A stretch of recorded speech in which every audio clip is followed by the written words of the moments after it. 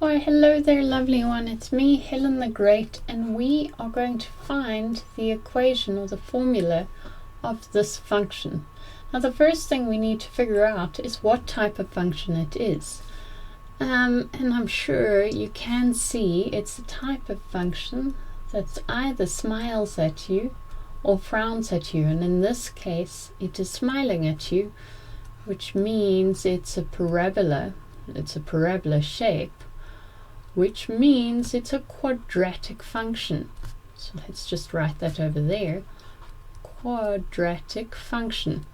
And as you know, a quadratic function is where x is squared. So let's just write that down over there. Well, that means we've got a standard formula of y is equals to ax squared plus q. Now there are two ways I'm going to go through to help you find the quadratic function or the equation of it. The first way is quite easy, so I'm going to do that over here. As you know, the value of q in this case is the y-intercept. Do we know what the y-intercept is? Oh, look at that. Isn't it beautiful? Q is going to be -3. So therefore, q is equals to -3. So now we have, therefore, the formula of y is equals to ax squared minus 3. We still need to figure out what a is. So now we look at the information given. How can we use this to discover a? We've got two more coordinates, -1 and 1, so we could substitute one of them, like this one, in and figure out what a is. So that's going to be 0, because y is equals to 0 over there, and a times by 1 x squared minus 3. Let's bring the 3 over to the other side. So 3 is equals to a, which means therefore y is equals to 3x squared minus 3. Now I must be honest, there's one thing I forgot to write over here. I need to tell the marker what I'm doing. So I'm going to tell them I'm substituting 1 and 0 into the formula, and then I would go down to this. So as you can see, it's quite easy. Let's change color to do the other method. Now the other method's going to help you a lot more in grade 11. And it uses the formula y is equals to a x minus x1 and x minus x2. What is x1 and x2? Well, they are the values of your x-intercepts. As you know, you've got two of them. And look, you've got two x-intercepts. So therefore, y is equals to a. What's my x1? It's going to be -1. So let's substitute that in. Close those brackets. And what's my x2 value? It's going to be 1. And now let's just make those brackets look a little bit more satisfying.